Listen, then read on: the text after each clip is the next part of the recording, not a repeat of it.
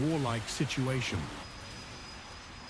In a chilling new escalation, air raid sirens blared across Tel Aviv and Jerusalem overnight as Israel scrambled its air defenses. The Israeli military intercepted a missile launched from Yemen before it could reach Israeli airspace. Explosions rocked the night sky over Jerusalem, likely the sound of Israeli interceptor missiles destroying the incoming threat.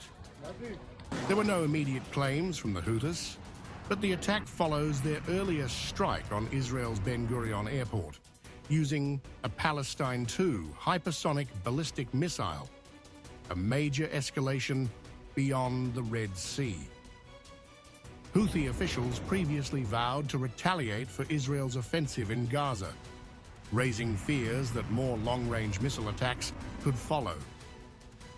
In support and defense of the oppressed Palestinian people, and in response to the massacres committed by the criminal Zionist enemy against our brothers in the Gaza Strip, the missile force of the Yemeni armed forces carried out a special military operation targeting Ben Gurion Airport in the occupied city of Jaffa, with a Palestine II hypersonic ballistic missile. By the grace of Allah, this operation successfully achieved its objective. But the Israelis aren't the only target. The Houthis have now set their sights on the U.S. Navy's most powerful warships.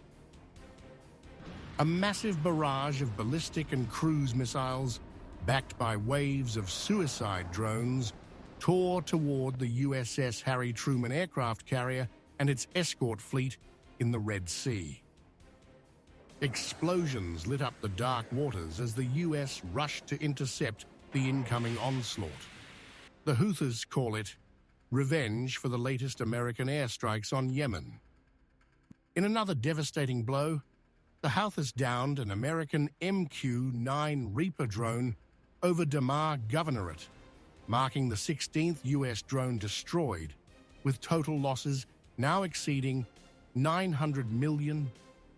For the fifth consecutive day, our armed forces continue, with the help of Allah, to actively and responsibly confront the American aggression against Yemen, the land of faith and wisdom, which has targeted civilian facilities and sites in the capital, Sana'a, and several other provinces in the past hours.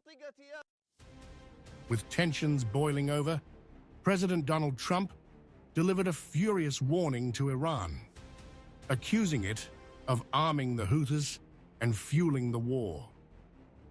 Iran must stop the sending of these supplies immediately. Let the Houthis fight it out themselves. Either way, they lose, but this way, they lose quickly, Trump declared. Trump vowed to annihilate the Houthis, warning that U.S. firepower would crush them if the attacks continued. And Washington didn't wait.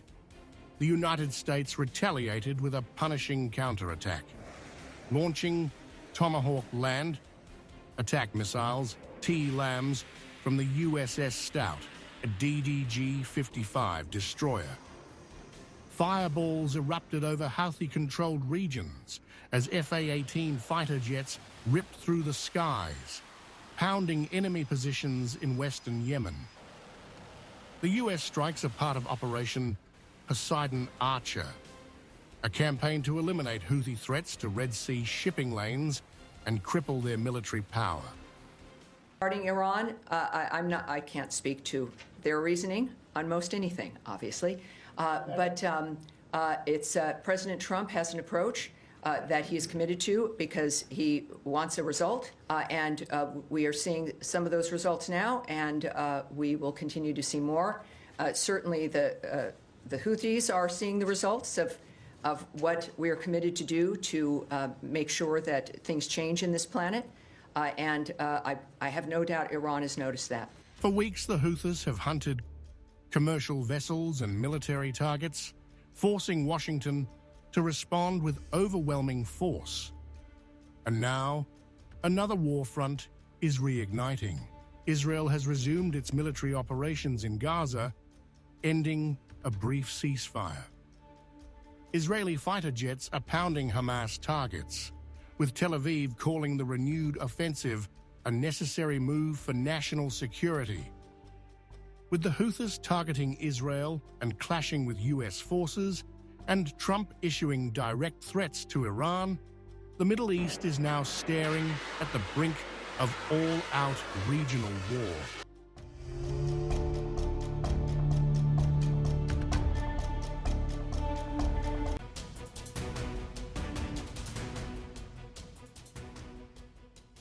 The Red Sea is on fire.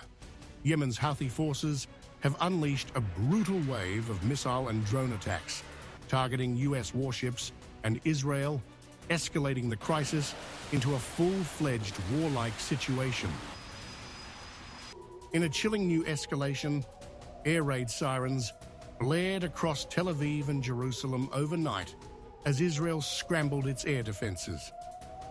The Israeli military intercepted a missile launched from Yemen before it could reach Israeli airspace. Explosions rocked the night sky over Jerusalem, likely the sound of Israeli interceptor missiles destroying the incoming threat.